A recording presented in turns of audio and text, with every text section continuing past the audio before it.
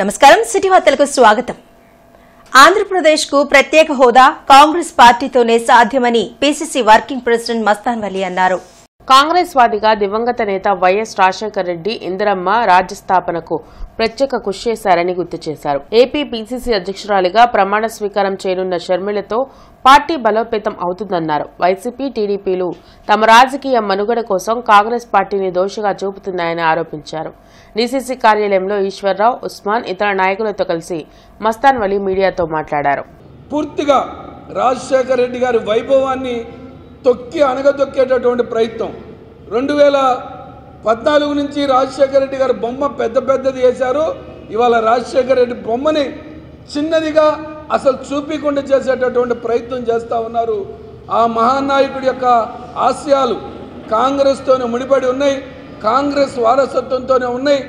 గతంలో చేసినటువంటి అపోహలు తొలగిపోయినాయి అన్నటువంటి షర్మిలమ్మ గారు ఇవాళ మరలా తిరిగి ఆ తండ్రి బాటని పూర్తి సహకారం చేయటం కోసం నాడు రాజశేఖర రెడ్డి గారు ఏ విధమైతే కాంగ్రెస్ పార్టీ బలోపేతానికి బాధ్యత తీసుకున్నాడో ఇవాళ మరలా షర్మిలమ్మ గారు కాంగ్రెస్ పార్టీకి పగ్గాలు తీసుకొని ఇటువంటి కుతంత్రాలు చేసేటటువంటి ప్రభుత్వాలకి, పార్టీలకి బుద్ధి చెప్పడం కోసం రేపు ప్రమాణ స్వీకారం చేయబోతున్నారు. ఇక ఒకటే ప్రజల ఆలోచన చేయాలి. దుర్మార్గులంతా ఒకవైపు ఉన్నారు, ప్రజా సంక్షేమం కోసం ప్రజల కోసం పనిచేసేటటువంటి పార్టీ ఒకవైపు ఉంది. విజయవాడలో అంబేద్కర్ విగ్రహాన్ని ఏర్పాటు చేసి జాతికి అంకితం చేయడంపై మాజీ మంత్రి రావెల కిషోర్ బాబు హర్షం వ్యక్తం చేశారు. అంబేద్కర్ మహాశిల్పాన్ని ఏర్పాటు చేసిన ముఖ్యమంత్రికి ఆయన అభినందనలు తెలిపారు.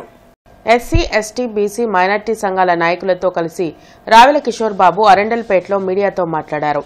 అంబేద్కర్ కేవలం దళితులకు మాత్రమే నాయకులు కాదని, దేశానికి దశదిశను చూపిన మహానాయకుడని, అంబేద్కర్ కేవలం దళితులకు మాత్రమే నాయకులు కాదని దేశానికి దిశను చూపిన మహానాయకుడు అన్నారు. అంబేద్కర్ ఆశయ సాధన కోసం కృషి చేస్తున్న ప్రభుత్వానికి ఎస్సీ, ఎస్టీ, బీసీ, మైనార్టీలు అండగా ఉంటాయన్నారు. అంబేద్కర్ మహాశిల్పం ప్రజలకు గొప్ప స్ఫూర్తిగా నిలవాలని కోరారు. అంబేద్కర్ భావజాలాన్ని ప్రజలకు తెలియజేసేందుకు మహాశిల్పం ఉపయోగపడాలన్నారు. అనేక రకాల అసమానతలను రూపుమాపే ప్రభుత్వాలతో కలిసి పనిచేస్తామన్నారు. అంబేద్కర్ ఓవర్సీస్ విద్యను అమలు పరిచేలా జగన్ ప్రభుత్వం పనిచేయాలన్నారు. సన్నిహితులతో చర్చించిన అనంతరం ఏ పార్టీలో చేరాలి అనే విషయాన్ని త్వరలో వెల్లడిస్తామని చెప్పారు. ఆయన కేంద్ర మంత్రి పదవిని సహితం స్త్రీ జాతి సముద్రణకు తృణప్రాయంగా రాజీనామా చేసిన విషయం మనందరికీ తెలిసిందే. ఆ విధంగా స్త్రీ జాతిని గౌరవించి వారి సాధికారతకు ఏ ప్రభుత్వాలు అయితే పాటుపడతాయో ఆ ప్రభుత్వాలకి మేము సంపూర్ణంగా సహకరిస్తామని చెప్పేసి కూడా ఈ సందర్భంగా తెలియజేస్తూ ఉన్నాం. ఇవాళ ఉన్నటువంటి రాజకీయ అసమానతలు ఏవైతే ఉన్నాయో ఈ రాజకీయ అసమానతల వలన ఎస్సీ, ఎస్టీ, బీసీ, మైనారిటీలు రాజకీయంగా వెనుకబడి ఉన్నారన్న విషయం మీ అందరికీ తెలిసిందే. రాజకీయ సాధికారితకు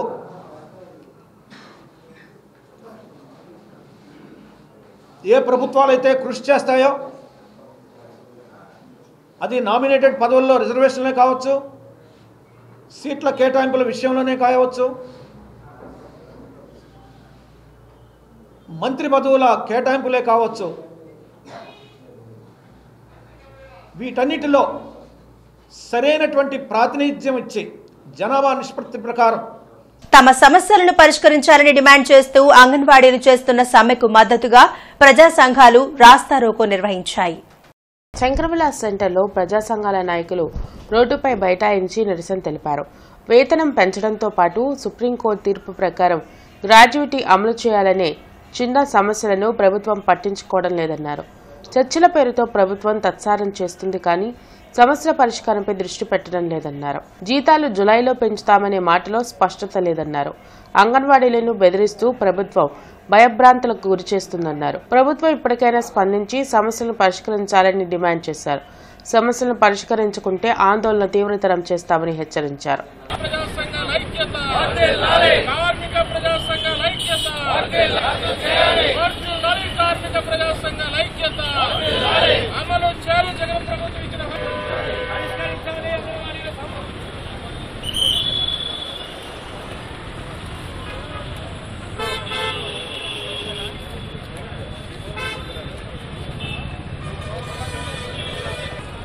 దివ్యాంగుల సమస్యలను పరిష్కరించాలని డిమాండ్ చేస్తూ 22వ తేదీన జరిగే ధర్నాను జయప్రదం చేయాలని టీడీపీ నాయకులు హనుమంతరావు పిలుపునిచ్చారు.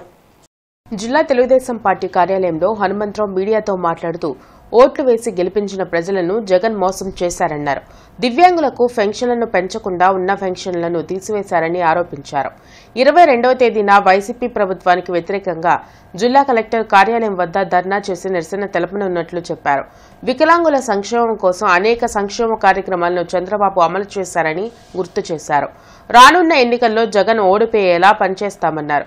కార్యక్రమంలో వెలుగు శివప్రసాద్, గొలుసుల సాయి కుమార్, నల్లపనేని కిరణ్ కుమార్, సురేంద్రబాబు తదితరులు పాల్గొన్నారు. బాగుపడాలంటే మళ్ళీ నారా చంద్రబాబు నాయుడు గారు రావాలని చెప్పి ప్రతి ఒక్క వికలాంగుడు కూడా దివ్యాంగులు కూడా ఒక సామాజిక బాధ్యతగా 22వ తారీఖున కలెక్టర్ ఆఫీస్ ధర్నా కార్యక్రమం చేపట్టడానికి సిద్ధమవుతున్నారు. ప్రజలారా గమనించండి, గత 4.5 సంవత్సరాలు అయిపోయింది. ఇంకా 2 నెలలు 3 నెలలు ఉంది ప్రభుత్వం. అధికారం కోల్పోయేటప్పటికైనా కనీసం మా మొర ఆలకించమని చెప్పేసి దివ్యాంగులు అనేక రూపంలో వారు విజ్ఞప్తి చేసినా కనీసం మంత్రి కానీ ఎమ్మెల్యే కానీ స్థానికంలో ఉన్న నాయకులు కానీ ఏ ఒక్కడు కూడా ఈ ఒక దివ్యాంగులను పట్టించుకోకపోవడం చాలా దుర్మార్గమైన విషయం. వాళ్ళకి గృహ నిర్మాణం లేదు, పెన్షన్ పెంపు సదుపాయం లేదు, రాష్ట్రంలో దివ్యాంగులకు ఇచ్చే సైకిళ్లు కూడా ఇవ్వకపోవడం చాలా దుర్మార్గమైన పరిస్థితి. బహుజన లెఫ్ట్ ఫ్రంట్ సన్నాహక సమావేశం బ్రాడీపేట యూటీఎఫ్ హాల్లో జరిగింది. హైకోర్టు సీనియర్ న్యాయవాది వై కోటేశ్వరరావు అధ్యక్షతన జరిగిన బహుజన లెఫ్ట్ ఫ్రంట్ సన్నాహక సమావేశంలో భవిష్యత్ కార్యాచరణపై చర్చించారు. రాష్ట్రంలో 3 ఆధిపత్య కులాలు 3 పార్టీలుగా ఏర్పడి రాజ్యాధికారం కోసం వెంపర్లాడుతున్నాయన్నారు. బీజేపీ, కాంగ్రెస్ పార్టీలు సైతం రాజ్యాధికారం కోసం తమదైన పద్ధతిలో పావులు కదుపుతున్నాయన్నారు. బహుజన శ్రామిక వర్గ దృక్పథం కలిగిన రాజకీయ శక్తులన్నీ ఏకమై పూలే అంబేద్కర్ మార్క్స్ సిద్ధాంతాల స్ఫూర్తితో రాజ్యాధికారం కోసం పోరాటం చేయాలని పిలుపునిచ్చారు. కార్యక్రమంలో గంటా ప్రభుదాస్, సాధు మాల్యాద్రి, పాటిబండ్ల కోటేశ్వరరావు, శీలం వెంకటేశ్వర్లు తదితరులు పాల్గొన్నారు. దేశవ్యాప్తంగా బలమైన ప్రభావాన్ని కలిగించేటటువంటి ఒక రాజకీయ పార్టీ దేశంలో లేకపోవడం అనేది మనకి బాధాకరమైన విషయమే. అదే సమయంలో చిన్నవో పెద్దవో సంస్థలుగా ఉంటూ ఈ కలిసిన భావజాలంతో పనిచేస్తున్నటువంటి సంస్థలు, పార్టీలు, ప్రముఖులు కూడా ఉన్నారు.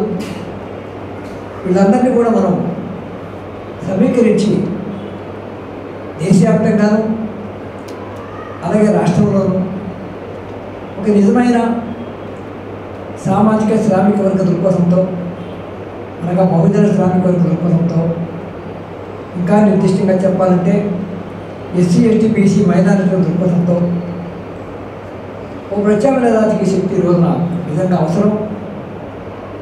అలాంటి దృక్పథంతో పనిచేస్తున్నటువంటి వ్యవస్థలు, సంస్థలు, వ్యక్తులు, ప్రముఖులు, ఉద్యమాలు ఉన్నాయి. Visakhapatnam port authority, AP chamber of commerce సంయుక్త ఆధ్వర్యంలో ట్రేడ్ మీట్ విద్యానగర్లోని ఓ ప్రైవేట్ హోటల్లో జరిగింది. ట్రేడ్ మీట్కు IRTS Visakhapatnam port authority deputy chairperson Durgesh Kumar Dubey అధ్యక్షత వహించారు. ఆంధ్రప్రదేశ్ ఛాంబర్ ఆఫ్ కామర్స్ కు చెందిన ప్రముఖ దిగుమతిదారులు, ఎగుమతిదారులు అందుబాటులో ఉన్న అవకాశాన్ని సద్వినియోగం చేసుకోవాలని పిలుపునిచ్చారు. విశాఖపట్నం పోర్ట్ కార్గో ఆంధ్రప్రదేశ్ ఎగుమతి, దిగుమతిదారుల వ్యాపార అభివృద్ది కోసం పూర్తి సహకారాన్ని అందిస్తుందన్నారు. Traffic handle, green port initiative, sustainability, cruise terminal సదుపాయాలను ఆంధ్రప్రదేశ్ వాణిజ్య అభివృద్ది సంస్థ కల్పిస్తుందన్నారు. ట్రాఫిక్ మేనేజర్ రత్నశేఖర్ వైజాగ్ పోర్టులో అందుబాటులో ఉన్న వివిధ అభివృద్ది, మౌలిక సదుపాయాలపై పూర్తి వివరాలను వెల్లడించారు. కార్యక్రమంలో VCTPL head Sudeep Banerjee, AP textile association president Koti Rao తదితరులు పాల్గొన్నారు. Exploit this opportunity, because if you are able to get this cargo and port is there in the state itself, it should come to us. That is first point. Second point, we have one of the best facilities available in the country, having the maximum draft. If you take we have maximum measure draft, maximum 18.5 meter in our port. Similarly, for container also we have draft of 16.5, which can further be extended. At one point of time in container, we can handle 3 vessels at one point of time. So there is a lot of facilities and there is potential in Guntur. మన రాష్ట్రంలో ఆంధ్రప్రదేశ్లో మన యొక్క port Visakhapatnam port ఇందులో ఎన్నో రకాల facilities operational ఎఫిషియన్సీస్ని improve చేయడం అనేది జరిగింది. దానికి సంబంధించిన వివరాలు ఇక్కడ ఉన్న ఎక్స్పోర్టర్స్కి ఎవరికి అవగాహన లేదు. ఈ ఉద్దేశంతో విశాఖపట్నం పోర్టు ఏపీ ఛాంబర్స్ కలిపి ఈవేళ ఒక ట్రేడ్ మీట్ అని పెట్టి ఇక్కడున్న ఇండస్ట్రియల్ ఎక్స్పోర్టర్స్ని ఇంపోర్టర్స్ని అందరినీ ఇన్వైట్ చేసి దాదాపు ఒక 150 మంది ఈ ఎక్స్పోర్టర్స్ ఇక్కడికి వాళ్ళు పార్టిసిపేట్ చేయటం, ఒక 8 ఇంపార్టెంట్ అసోసియేషన్స్ ఇందులో జాయిన్ అవ్వటం, వీళ్ళందరికీ ఈ విశాఖపట్నం పోర్టులో ఉన్న అవకాశాలు ఏంటి, కాస్ట్ కూడా ఇక్కడి నుంచి వాళ్ళు ఎక్స్ప్లెయిన్ చేసిన దాని ప్రకారం చెన్నై కన్నా విశాఖపట్నం పోర్ట్ నుంచి మూవ్ చేస్తే కాస్ట్ కూడా తగ్గుతుందని, ఈవేళ డిస్టెన్స్ కూడా 40-50 కిలోమీటర్లు చెన్నై కన్నా విశాఖపట్నం తక్కువ. బృందావన్ గార్డెన్స్ శ్రీ వెంకటేశ్వర స్వామి దేవాలయం ప్రాంగణం అన్నమయ్య కళావేదికపై కేఆర్కే ఈవెంట్స్ ఆధ్వర్యంలో ఎన్టీఆర్ కళా పరిషత్ నిర్వహణలో 19వ నాటకోత్సవాలు శుక్రవారం రాత్రి ముగిశాయి. ఈ సందర్భంగా మాయాబజారు పద్య నాటకాన్ని ప్రదర్శించారు. తొలుత ఆలయ కమిటీ ఉపాధ్యక్షులు లంకా విజయబాబు, కార్యదర్శి బొర్రా ఉమామహేశ్వరరావు జ్యోతి వెలిగించి కార్యక్రమాన్ని ప్రారంభించారు. శ్రీ సాయి సంతోషి నాట్య మండలి వారు సురభి సంతోష్ నిర్వహణలో ఈ నాటకాన్ని సురభి శైలిలో వైర్వర్క్ సాంకేతికతో ప్రదర్శించారు. ఘటోత్కచుని మాయలు, శశిరేఖ వివాహ సమయంలో వివాహ భోజనం అనే పాటకు లడ్డు ఘటోత్కచుని నోటిలోకి ఎగురుతూ పోవడం తదితర సన్నివేశాల కల్పన బాగుంది. కార్యక్రమాన్ని సంస్థ కార్యదర్శి రామకృష్ణ ప్రసాద్ కాట్రగడ్డ పర్యవేక్షించారు.